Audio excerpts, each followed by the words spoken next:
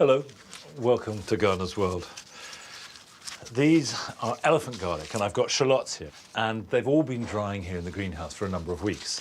So now I've decided to clean them up and get them ready for storing.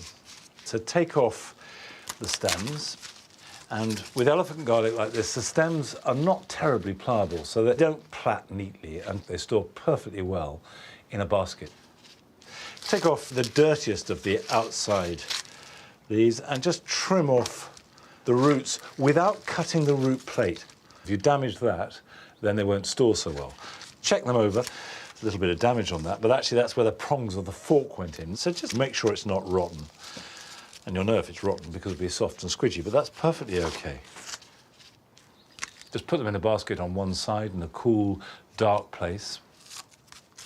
Now I'm doing this with elephant garlic, but exactly the same applies to any kind of garlic.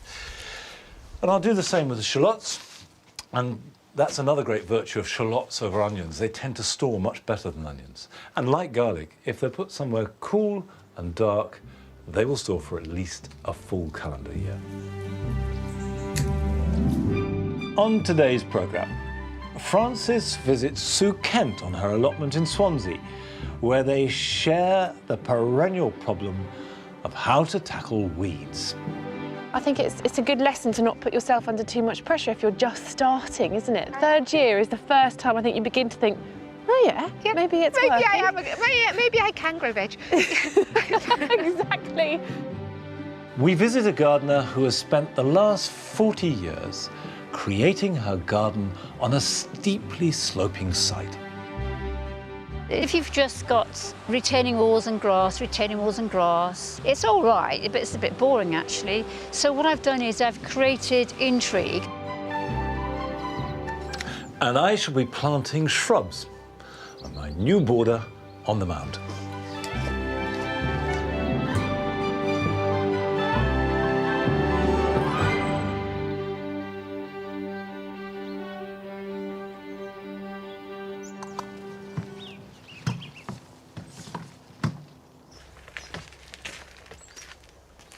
I love crocosmia, and luckily, crocosmias love Longmeadow. It suits them down to the ground. And Crocosmia lucifer in full flower is one of the glories of the Jewel Garden from the end of July right through August. And even now, when it's finished flowering, the seed heads look magnificent.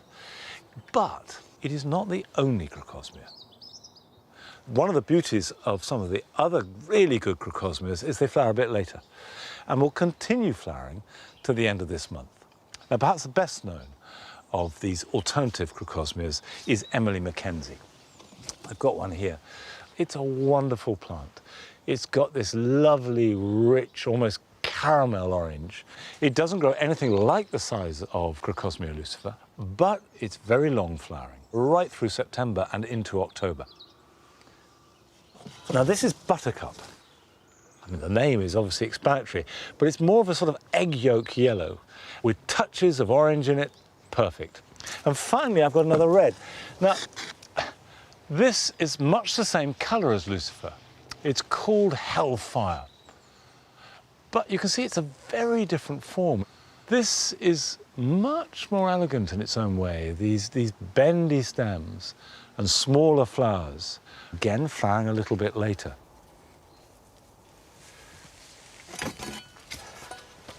The important thing about crocosmias when you're planting them is to plant them good and deep.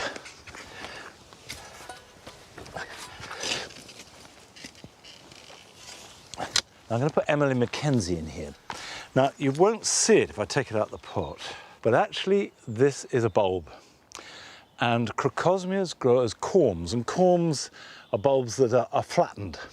And the one thing that will stop crocosmia flowering or being healthy is if it's drying out. And the closer the corms are to the surface, the drier they get. So it's a good idea, A, to make sure if you're planting just the corms, plant them good and deep. Obviously, if you're planting as I am, a plant in a pot, you do it at the level that it's in. Crocosmias thrive on good, moist soil in summer. So if you've got plenty of organic material that holds the moisture, then that is a very good start for growing crocosmias. Now with crocosmias, give them a soak, water them in well. Now we haven't visited Sue Kent on her allotment for a while, so Frances went along to see how she was getting on.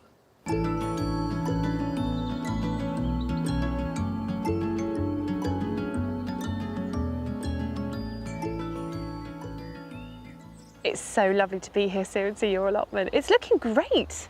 I am very pleased with it. I've had a great crop of artichokes and my onions have swollen up to a good size. The only problem is when I decided to do no dig, and I did that because digging for me is a bit difficult and I'm not here all the time, and it's good for soil health. Yes. I thought it would mean no weeds, but if you look, it doesn't.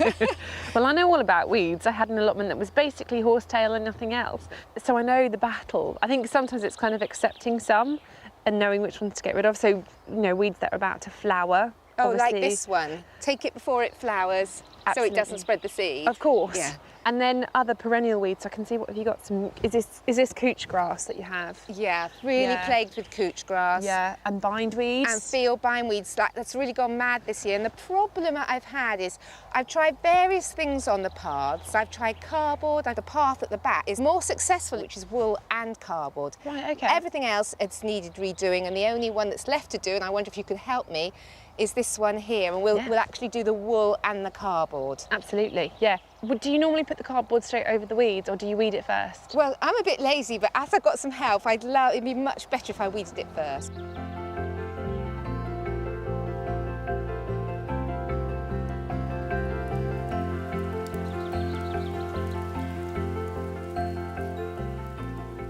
And now we're going to lay the path protection. And as I said, the most effective way is with wool and then cardboard on top. So I've put some wool there for you. So if we lay the wool down and make sure it overlaps so there's no gaps. And this is a waste product from insulation, from packaging, and it's lovely stuff. It feels great. You can buy specialist horticultural wool for things like this, can't you? Yes, you can. I've used it and it's been very successful.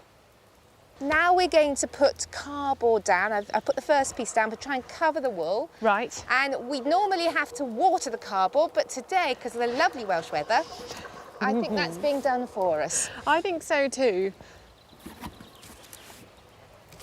So the final layer is the wood chippings. If you I think you've got a pile there, we sort of layer that, a good depth, good couple of inches. It's actually better using your feet on this, isn't it? Yeah. Well, I find feet, are very useful. I don't know why people don't use them more often. That looks good, doesn't it? It looks great. What's next on the to-do list? Well, next is the artichokes here. I need to cut the artichoke, which is something I can't do because the stem's too thick. Oh, right, yeah, sure. Grab these. That one will have no more heads growing on it. So if we remove it, it allows the growth that you see underneath to come up, and possibly we might get some more in this season. Yes. I did last year. Do you cook them? I love them. I cook them. I wait till, they're nicely, not too open. You have to keep them, so they haven't flowered. And then you steam them for 45 minutes and put butter or vinaigrette over them, and you break the leaves off and dip them. They're beautiful. They are delicious. And I have to say though, rhubarb is something I cook all the time. Yours is looking lovely and healthy. Well, I'm very pleased because Joe gave me that when he came to help set up the no dig. Oh, yeah. And it was a bit sad because we had no rain earlier in the year, but now it's looking fantastic. It's looking really healthy.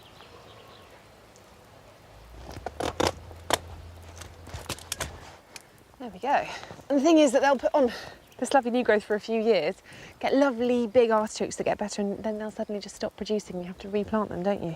Yeah, you do. But yours are certainly doing what they're supposed to be doing right now. They look amazing. Right, what's next?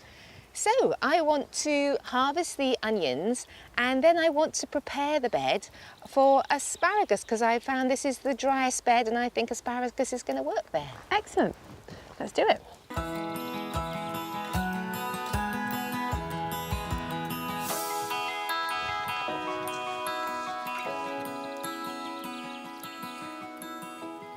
So one of the first things things I learned to grow, and they're so rewarding because they usually work. So you get a row up quite quickly in the spring and you get all excited and infused to grow more things. And then there's something lovely about them drying, isn't there? Yes. Oh, you feel really seriously gardeny then, don't you? You do. You feel very seriously gardening. How are you enjoying having an allotment? Going to no dig has really made a difference in productivity, so I feel more infused and better at it. Well, I do feel, though, that allotments take a while. It took me a good few years to get to feel like I was even beginning to get on top of it. I think it's a good lesson to not put yourself under too much pressure if you're just starting, isn't it? Third year is the first time I think you begin to think, oh yeah, maybe it's working. Maybe I can grow veg. Exactly. Oh, I think I've taken them all out. So I've got a big wheelbarrow for you of lovely, well-rotted manure that needs to be put on. Just across the whole area. You're doing the whole length of it. Yeah, doing the whole. If you dump it in sections, I'll sort of spread it around. Try not to get it on your lovely path. The nice thing about asparagus as well, being perennial, is that you don't, if you're not digging, you don't have to dig this at all, and it will come back year after year. Another easy thing for a lazy gardener like me. While I'm preparing the bed now, I'll be planting my crowns next year in the spring. But we do have very wet weather here in Wales, so it still could be a challenge, even though it's free draining. I actually have never successfully managed to cultivate them because I grew a whole hedge on my allotment when I first got it back in Kent, and my dad, as my birthday present, offered to help me trying to get rid of my horsetail. He came one day in the end and dug up all my asparagus crowns. I'd be so cross. I mean, he was trying to help. Oh my goodness, that's not good. So you're just going to leave this as it is now? Do you have anything to cover it with? Well, I was wondering about horticultural fleece or maybe cardboard again. Yeah, you Any could potentially ideas? do that. Do you have anything quick like a salad crop you could just put radishes? in? Radishes would be perfect. Yeah, radishes. You could grow them, get a harvest. Yeah. Or even coriander, that grows really quickly. I love coriander. Me too. Yeah. I think we've done a lot this morning. Yeah. I think it's time for a cup of tea. Oh, that sounds lovely.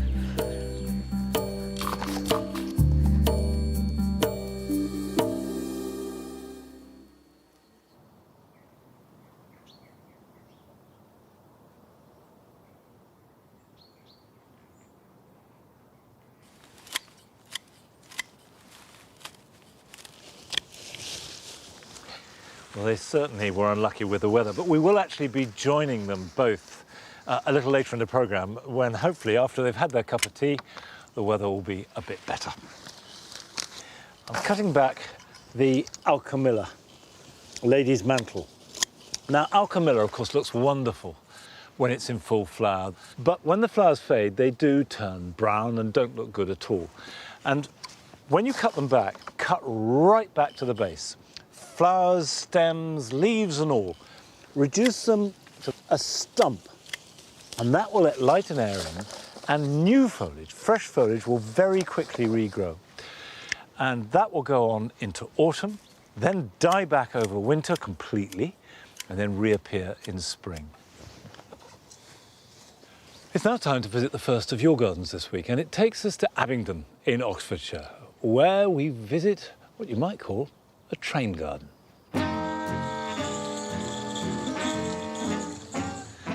Hello, I'm Trevor Garnham and welcome to the Buscott Light Railway and Garden. I've built this garden and railway over the last 20 years. I try to provide plants for pollinators, insects, etc. I have a good friend that lends me a beehive during the summer months, so there are plenty of bees to be seen. This is my garden. Fuchsias were always a favourite of my mum's, and they also are my favourites. Sunflowers are one of my favourites as well. They give a bit of height to the garden. The bees and the insects love them, but of course during the winter, the birds have the seeds to eat.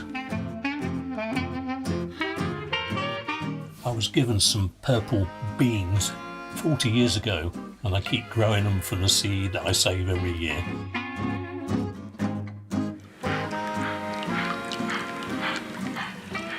Here's something one should do every day, is to top up the water for the birds and the insects so they have clean water. Another little job done.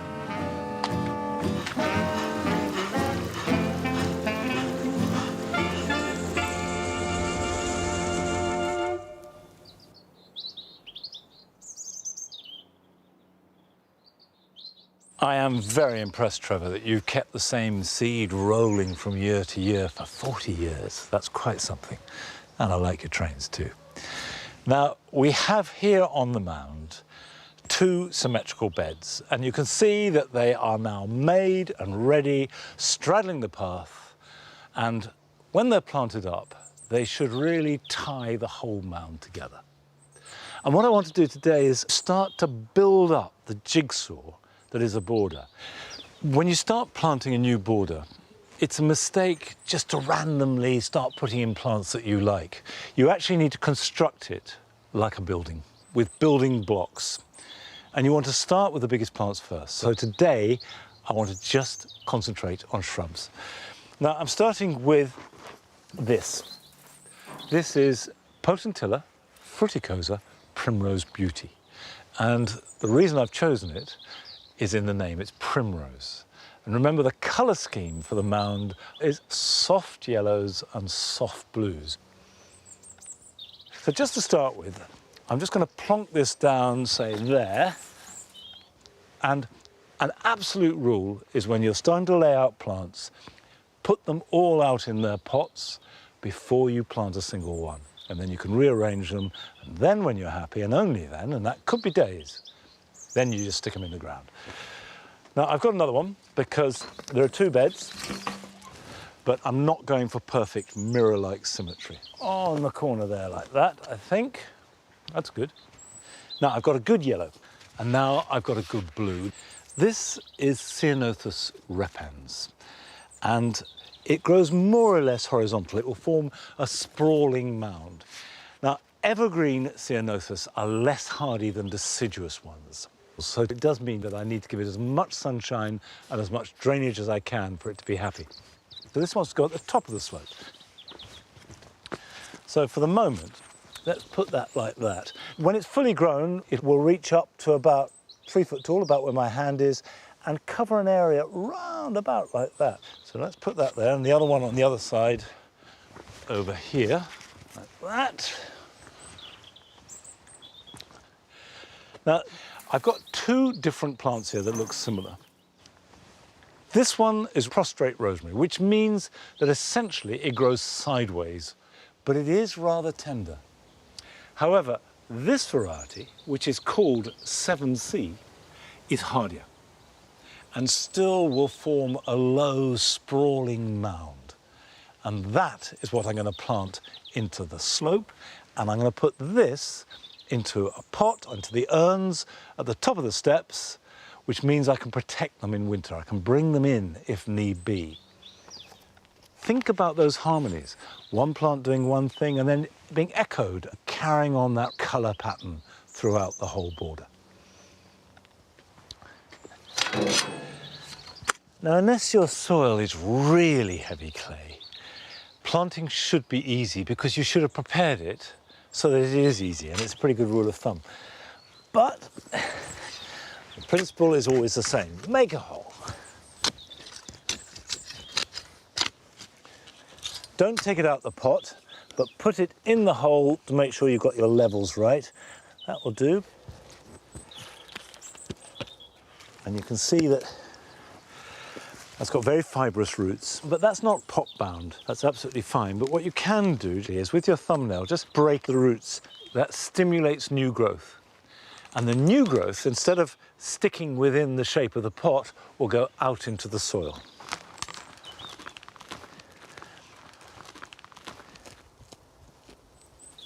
Now I'm going to add a little bit of mycorrhizal powder. Just sprinkle some onto the roots like that and rub it in.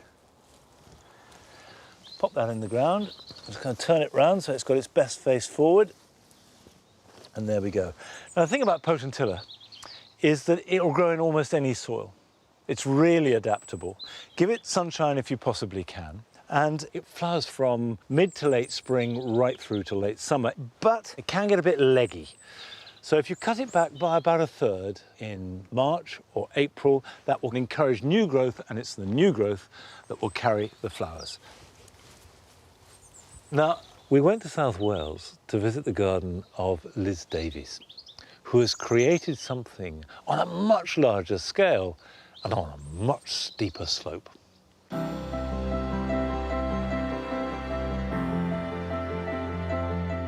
Our garden is on the outskirts of Rogerstone, Newport, Gwent.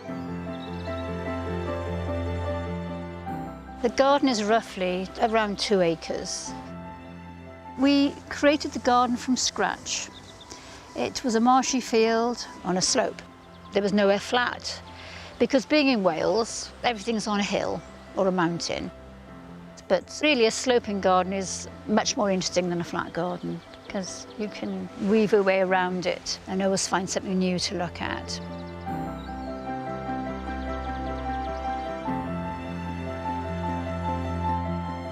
We bought the farm back in 1976. So the garden has been 44 years in the making. We did take on rather a massive project, and most of our friends thought we were completely and utterly crazy. We had 3 children at the time, but we thought it would keep us busy forever because we like being busy, and in fact it has kept us busy forever. It's a bit like the Forth Bridge.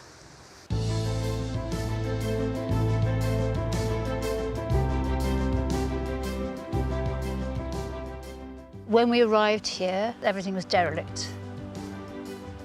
We realised fairly quickly that we would have to get a machine in. So I stood there, and my husband stood there, and we sort of waved this way, that way, you know, stop. And we imagined by, you know, moving our arms to create a curve, which was so we could have a flat lawn and a flat patio to sit on. And then that gave the interest of having borders at the back of the slope.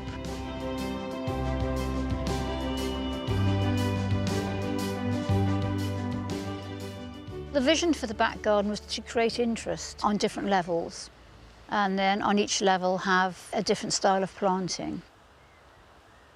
I wanted this garden to be informal but have structure, and I wanted to create a slope with an organic feel. And I purposely didn't put a retaining wall in because I think that would spoil my idea of informality. So we've chosen plants that move up the slope in height so that every plant is visible. Each one is chosen for its colour. So for instance, my favourite one is the Aster Monk, which is vibrant blue. It zings, it's fantastic, I think. The Rebecca are amazing as well. In the sun, again, they shine out. And the sedums, the insects absolutely love the sedums. They get full of bees and you can't hear yourself think for the bees. It's such an amazing cacophony. So I've tried to create balance with the planting, with the yellows and the pinks and the blues and purples. I've been a little bit more radical over here because I've been feeling I've been a bit too constricting sometimes in my planting, that I need to let go a bit more, which is the trend, to let go and be quite, I call it scruffy. So here I've been playing around with some grasses just to make it a bit more interesting.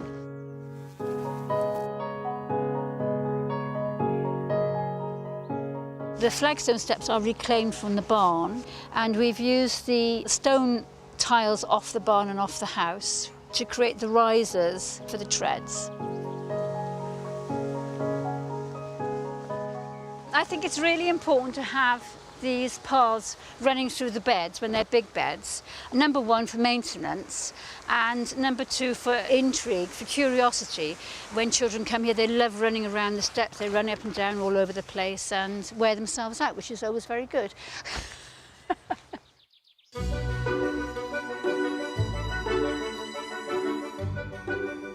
The most difficult bit really was creating the courtyard garden.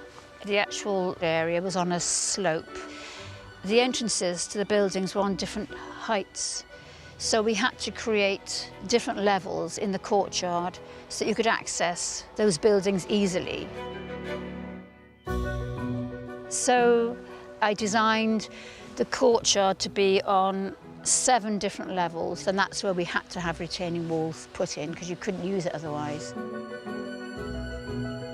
I decided to do something totally different to what I'd done in the rest of the garden, which was to create a very, very, very clipped, formal area.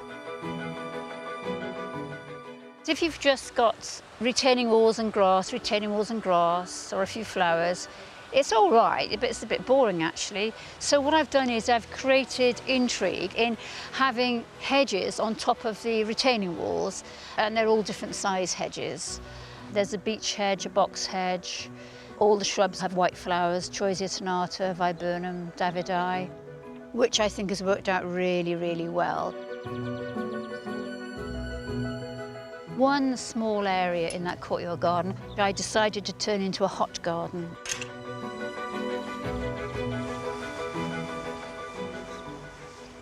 So here we are in my tropical garden. Small but perfectly formed, I like to think. Full of exotic plants. This is one of my favourites, Cleome, which I grow from seed, which I think is attractive, and you can get them in all colours of the rainbow. And another plant that anybody can use in their garden if they want to create a tropical feel is Fatsia japonica. This is a really nice one actually, it's done really well here.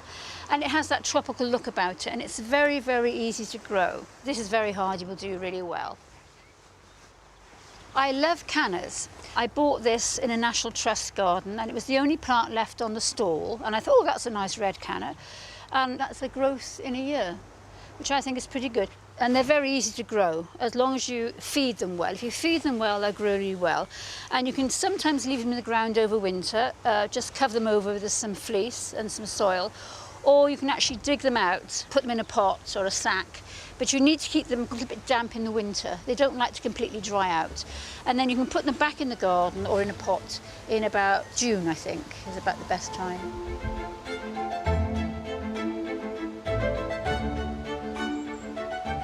This garden has given our family an amazing space over the years.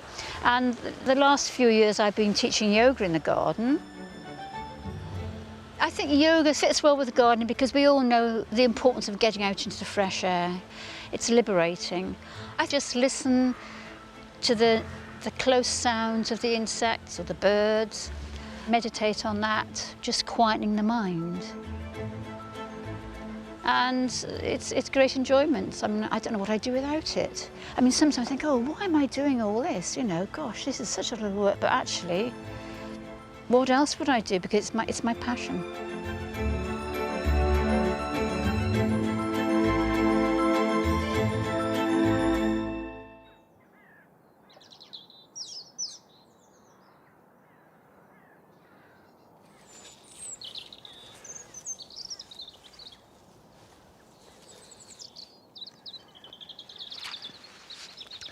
I remember someone saying to me that gardening was British yoga. And actually, I think there's a lot of truth in it. You don't necessarily have to do yoga in the garden. If you are in the garden, it's a kind of meditation. And there's certainly a lot of stretching and twisting too. I've planted the rosemary, I've planted the ceanothus. I'm now adding in a forsythia. It's Forsytha suspensa nimans. And it's got a particularly soft yellow colour. It's got arching or drooping branches and deep burgundy colour stems. Forsythia does best in full sun. It will grow in shade. Now you can see that, it's not exactly pot bound, has been in the pot a bit too long. Right, I'm going to put it at the top of the slope. Now, let's pop it in there. Now, coming up on the rest of the programme, we visit a self-confessed salvia addict. I remember getting to 100 and I said I was going to stop, and then I was going to stop at 250, and I don't know how many I'm going to have in the end. And Francis discovers Sue Kent's ingenious and somewhat quirky solution to growing watercress. I've harvested a lot, and it needs renewing, so I've taken some cuttings, and that'll grow and provide me with watercress. I love that idea. It's great.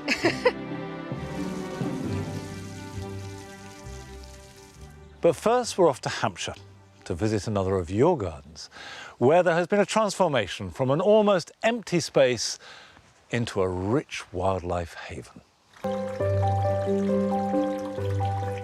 Hello there, my name is David Hogg and I'd like to welcome you to our little wildlife paradise garden.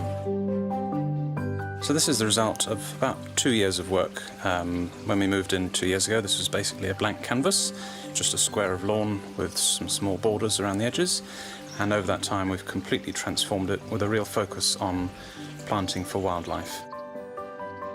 One of the most important features we wanted to install was a wildlife pond because of the amazing benefits that it brings to wildlife that visits the garden. And we've filled it with a variety of plants that are good for pollinators, bees, insects and so on. We knew that we already had frogs living in the garden, and we now have hundreds of little baby froglets hopping around each year. And we've got this lovely electric lime green cotinus. Another great way to add greenery and colour to your space is with pots, and we've got loads of pots, mostly hugging the edge of our extension here, or we've extended our borders with other pots that then creep onto the patio. I hope you've enjoyed this little look around our garden. For us, making this a wildlife-focused garden has taken some thought, but ultimately it's become a haven for all the wildlife that comes and visits it. The birds, bees, butterflies, insects, pollinators, frogs, and as well as that, it's become a haven for us as well. It's just something so peaceful and calming about just being in this space, enjoying watching all the nature coming and thriving, and enjoying the space too.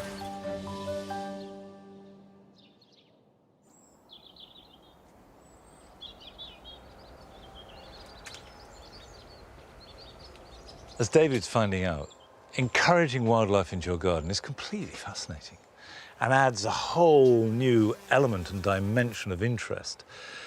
And the more wildlife you have in your garden, particularly insects, the healthier your garden will be. It's been a good year for sweet corn.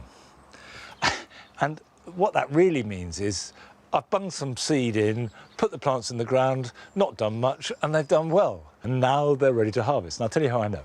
Sweet corn develop these flowering heads, and when they start to droop and turn brown, the seed inside is ripening. Now you can see this one here, for example, is still pale green straw coloured, so that's probably not ready. Whereas this one is much more dark. And I think we could have a look. You could just break it off like that. Now, if I open this out, that is not bad. Probably be a little bit better in a few days' time, but perfectly edible. And if you press it, look, it's juicy. Take that to some boiling water, boil it and eat it, and it'll be so sweet and good. Now, for most of us, we have interest in a wide range of plants, whether it be vegetables, fruit, herbaceous plants, shrubs, bulbs, whatever it may be. But throughout horticultural history, there have always been a select group of men and women who have dedicated themselves with scholarship and fascination to a very particular group of plants. And we went along to visit a true expert in his garden at Clifton in Bedfordshire to enjoy his extraordinary collection of salvias.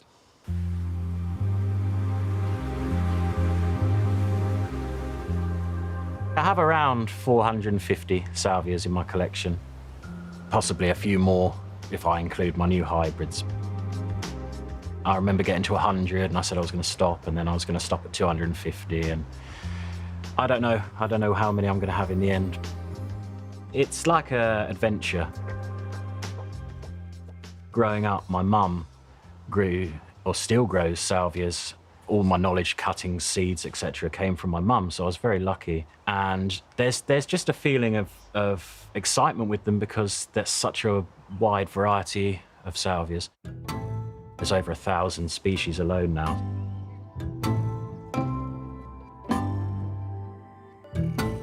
So this is Salvia involucrata Hadspun, and it's one of my favourite plants in the garden. Although you have these lovely exotic looking pink flowers, It's fully hardy here, very easy to grow, and it will grow in full sun or part shade. It's a really good impact plant for the back of a border. Salvias are found in almost all locations of the world, all through Central South America. There's many species of salvias from Africa, from Asia, from Europe. They're very widespread plants. So this is an interesting plant. It's actually a new discovery from Peru. It's so new it hasn't even got a name. And I've been growing it here for a couple of years, and it does really, really well in the garden here. You can see it's a lovely plant. These are really beautiful coloured flowers. I mean, actually, if you're on close inspection, you'll see how furry these flowers are. And you see it spreads out, these long sort of stems of colour. It also has lovely corrugated foliage, which is really interesting. Unfortunately, it's very tender. Tender ones do take a bit more work, but when they're this beautiful, they're worth the effort. Salvias have a real reputation for being absolute sun-loving plants, but not all salvias like to grow in sun. In fact, some salvias will grow in almost complete shade. You have salvias from boggy streams, you have salvias from cloud forest floors, you have salvias that will grow up the branches of trees. You have them growing on the side of mountains. They've adapted to most conditions, so you have to try and replicate those conditions as best you can in a British garden. So this is Salvia rhinoscena. It's from Argentina. It's really happy here in part shade. Lovely as an impact plant in the garden. You've got these beautiful pale blue and white flowers. It sets seed. It's easy to propagate from cuttings, and it's fully hardy in the UK to, I would say, at least -15. It grows from an underground rhizome, so you can either cover it like a dahlia, put a mulch on top, or you could lift it in very cold areas. A plant that I'd highly recommend.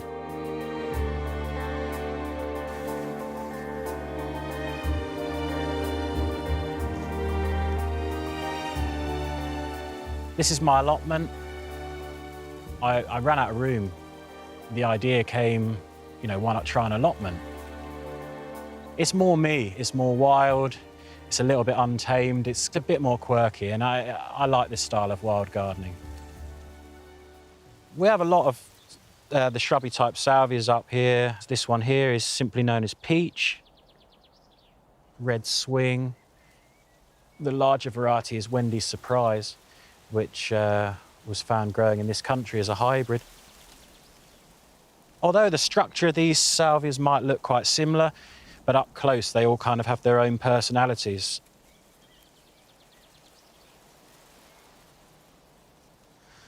So this is one of my favourite shrubby salvias. This is Salvia Heatwave Glimmer. I really like the contrast between the dark stems and calyxes and the sort of creamy white flowers. It's a very tough plant. It's extremely drought tolerant. I mean, this is never, apart from the rain, this has never been watered. So it's perfect for this sort of situation, exposed. Flowers here really well from April right through till a frost.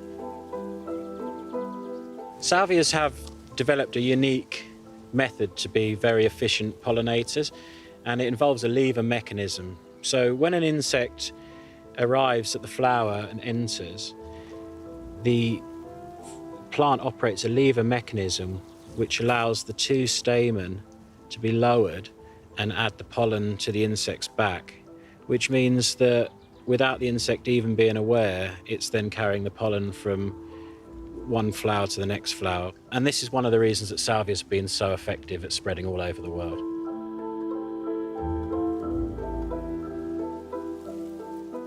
So one of my favourite salvias that I grow here on the allotment is this one. This is called Salvia atrocynea. It's a native of Bolivia, and it's just very unusual. You have these really long bracts, and the flowers hang down from underneath. It's a very hardy plant here, which may surprise you as it doesn't look very hardy, but it survives all over the UK, even in Scotland. It forms underground rhizomes, so it can be mulched like a dahlia. It sets a few seeds. You can propagate it from cuttings rather easily. And it's really happy here in the full sun, and it will tolerate the wind as well, so it's an all-round good plant for this sort of condition.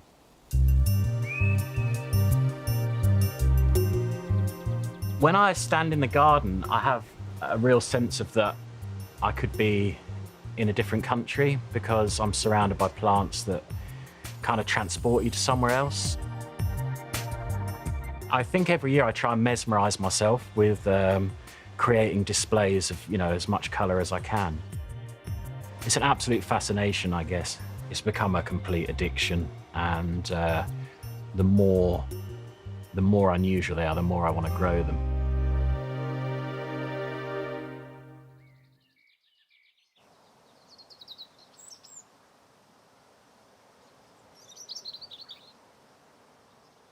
I have a feeling that Oliver's collection is going to grow, and I'm sure he will go on getting intense pleasure and satisfaction from them.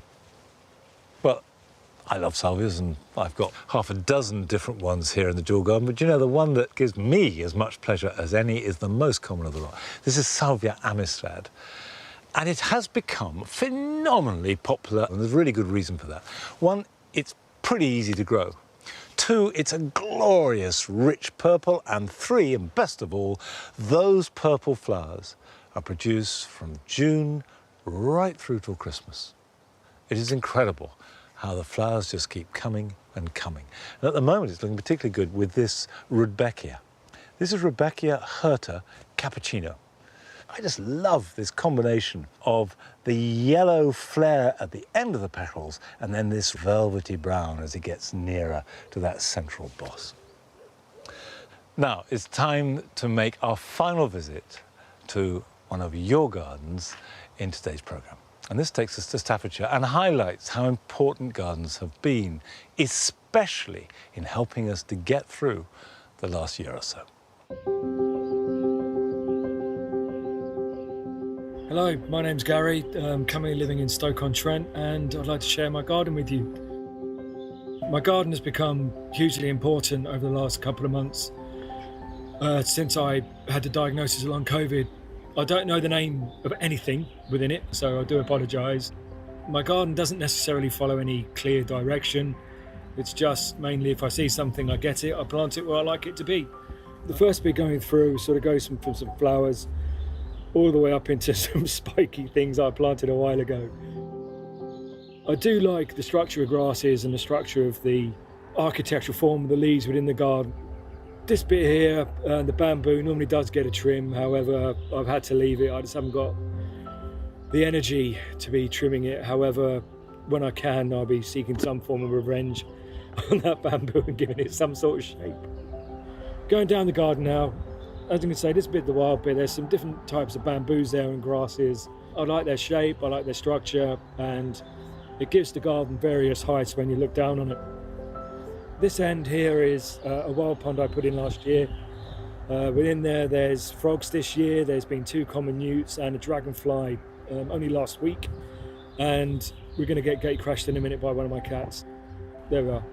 So I would like to say, more so than ever, it's just the importance of gardens, not only on your physical state, because I haven't got one necessarily, but the mental effect that my garden has had on me, especially since long COVID, and I'm still going through it, is just been outstanding, and just thanks to everyone who's got me here this far.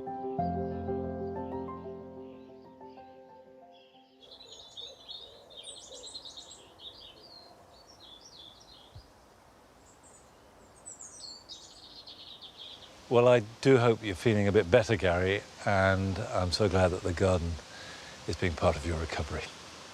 Now, any garden can be improved by subdividing with hedges. But you can make a hedge more interesting and a garden seem even bigger by cutting windows into them. And we've done that here at Longmeadow all over the garden. In fact, we keep adding more and more. And I've decided that I want to cut a window here. Now, this lines up with a path growing all the way down to the pond. I want to just make sure I'm lining it up properly.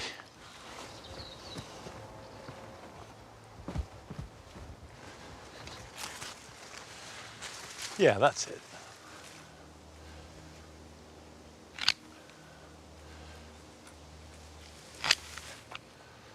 You can do this at any stage from now through till February. Don't do it between February and September because you don't want to disturb nesting birds. When you're cutting this, whatever final shape you want, and if it's going to be a circle or a square, you're going to have to train it around some sort of former. Always cut it bigger than you want it finally to be, because then it can grow in, and it's the soft new growth that you can clip nice and straight and firm.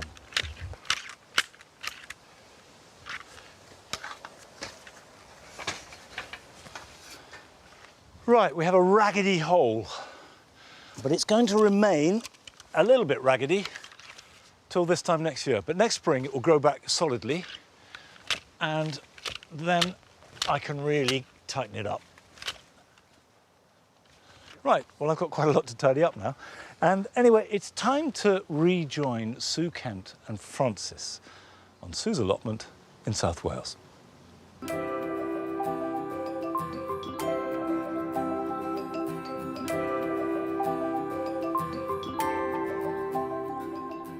I love your linseed.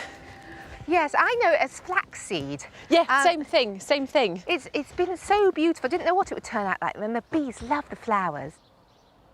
I use it in an egg replacer, and I'm not quite sure how to harvest the seeds. Right, okay. Well, the best thing to do is obviously not on a day like today when it's been raining all morning, but when it's dry, take the brownest ones. You can see when they're ready, but even these are a little early. Pick them, remove the seeds from them. You could dry them first if you wanted, because then they'd come apart easier. Then just spread them out on a kitchen towel, make sure the airflow is good, that they're really, really dried out, and then put them in a jar and keep them for the winter. They should be fine. And then if you sow them next spring, they'll probably grow again. Yes, if I don't eat them all first. There. They're very tasty. Great.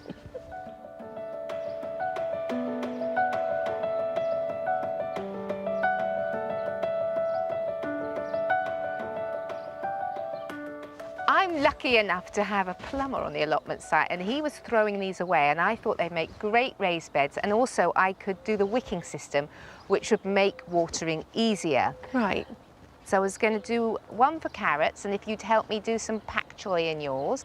You'll have to talk me through this though, because I've not actually done this system before, but I'm assuming it's a sort of reservoir. Yes, it is. So why is this one the right way round and all the other pots are upside down?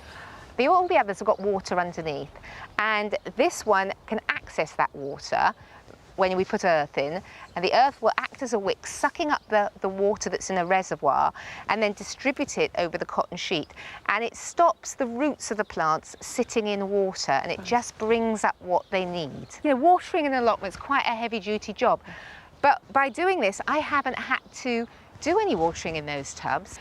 We sort of drill a hole in the side so that the water doesn't just keep coming up. Okay. You know, you have to have a bit of a let out, the excess water, otherwise the roots will get sodden. Yeah, that makes sense. And what's this pipe for?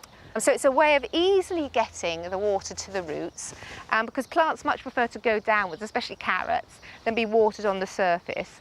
And also, by watering down the tube, you're not going to get any evaporation from the surface. So you're being really efficient with your water and with your time. It's really saved loads of time. I've run out of space in my allotment, but I might try and make some for something like this. I've got homemade compost, I've got a bit of loam, I've got a bit of manure and a bit of shock bort because they're quite big to fill. Okay. For you, because you're going to be doing pak choy, you're just going to stick with that. But I'm going to add some sand because, you know, carrots really do well in a sort of sandy mixed soil. That's why they don't do well here. So I'm hoping it's going to be good in the container.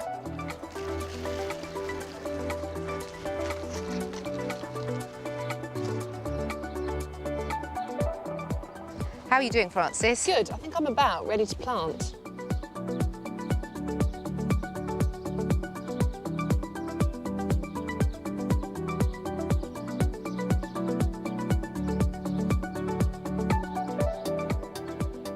I'm just going to fill up the reservoir. The roots need to make contact directly with the compost, so we need to actually make sure that the compost is wet as well. Yes, and it takes a while for the wicking system to sort of get going, and we're not going to have any rain for the next few days.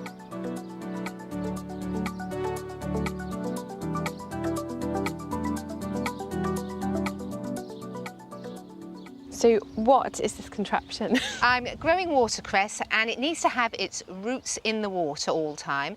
So I've made a flotation raft that goes up and down with the rainfall levels. I've harvested a lot, and it needs renewing, so I've taken some cuttings and I'm just going to put one in now.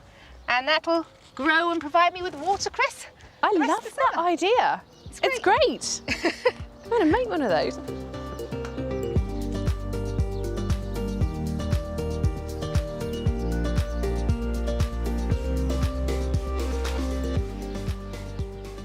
Francis, we're going to be making fermented nettle juice. That's amazing. I mean, I've made nettle tea just by putting it into water and stirring it up, but never fermented it. Well, fermenting gives it a stable shelf life. It doesn't smell and will last on your shelf, you know, for 6 months to a year. Okay, amazing. So how do we do this? So what we're going to need is 250 grams of nettles, about 200 grams of raw brown sugar, and a jar. I'm going to layer the nettles into the jar with the sugar. You'll gradually squash it down, it'll all fit in, believe it or not. So it takes about a week, and I've got one here that's about 2 days old. And if I give it a push, I've got a weight on it so that the sugar and the nettles are in contact and getting their chemical process. But I push it, you can see the water come up the jar. This is the decanted version, and it's going to be diluted 1 part to 500, which is quite a dilute. So a little goes a long way. And as with any nettle feed, because nettles are so high in nitrogen, you'd use that mostly on leafy growth. Yes, I've got some very sad looking kale in my polytunnel, so I'm thinking I'm going to give that a bit of a spray later. Well, thank you for that. I've got a little glass vase there that I've found that fits in, and if you pop that on the top, that'll just make sure that the sugar is in contact with the nettles and will push everything down and start the process off. And leave it in a dark room temperature for a week. To finish it, you put it through a funnel and into a clean glass jar, and then put a lid on it, and then you can store it, but make sure you label it.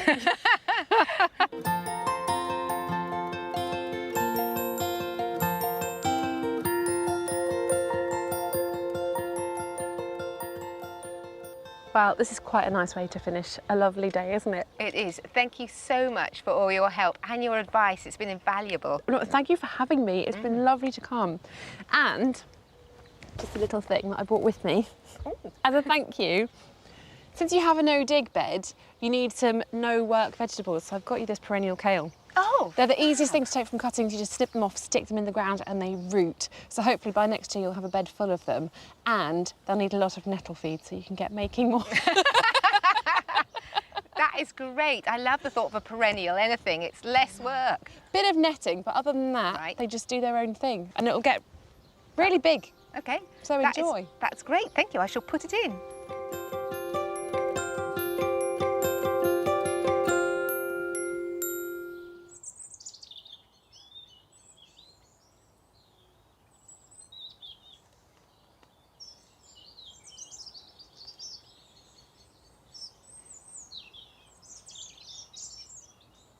Well, obviously, I admire everything about Sue Kent, and she's a superb gardener, but best of all is that fabulous arrangement for growing watercress. What a fantastic idea. I'll have to try that. But first, I'm going to plant some hyacinths. Now, hyacinths are normally grown as a very early flowering indoor bulb, hyacinths for Christmas. But hyacinths are actually very hardy indeed. Plant this into the garden and it could flower for year after year, whatever the weather in winter can throw at it. And whilst it's still lovely to grow them for Christmas, I want to plant some that will live outside and flower next spring, about 3 months after their forced cousins. Now, I am going to grow them in pots because I want to put them into the paradise garden. And there's quite literally no room to plant them at the moment, and there won't be till about November, by which time it'll get a little late. These are big pans. These are alpine pans. They don't need to be too deep, but you do need to be able to bury the bulb. You can see that there's very good drainage holes in this. If I didn't cover that large hole in the middle, all the compost will fall out. So just pop that over. Now the compost I've mixed up has got lots of leaf mould in it. It's got a coir-based proprietary compost, some grit and some garden compost. But if you are using a normal peat-free compost, try and add some grit or perlite just to open it out, because like all bulbs, they do like good drainage, and particularly with hyacinths, a nice loose root run. Now I'm starting with Delft Blue. It's a wonderful, intense blue colour. Now it goes without saying, pointy side up, close together but not touching. If you're planting directly into the soil, they should be further apart than this. And then just cover them over.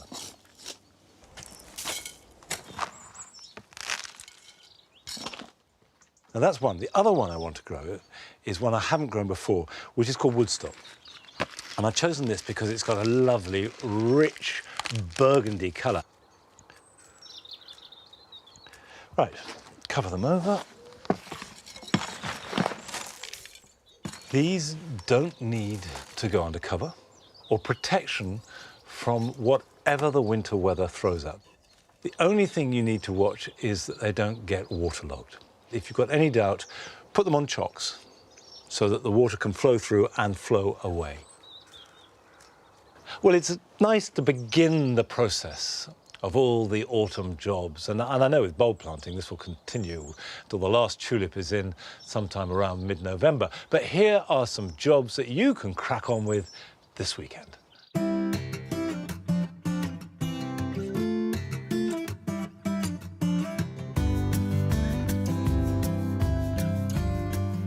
No flower attracts butterflies better than buddleia. But the spent flowers are not very handsome and should be deadheaded. Cut them back to a pair of leaves. This should produce further flowers for a few weeks to come.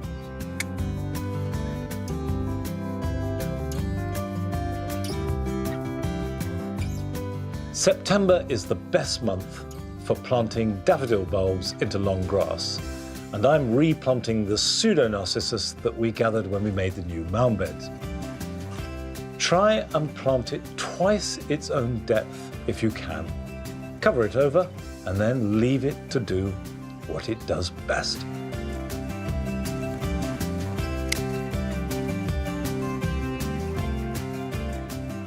Marjoram in flower is beautiful, smells fantastic, and is a magnet for bees and pollinating insects. But once the flowering is over, you should cut it back. Otherwise, the growth will get wet and suppress the plant beneath it. And don't just take the flower heads off. Cut it right back to the ground and remove all this year's growth.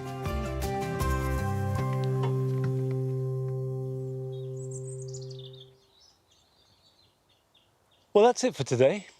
And I'm away next week. So Adam will be taking the reins, and you can join him in his garden at 8:30 next Friday. So until then, bye-bye.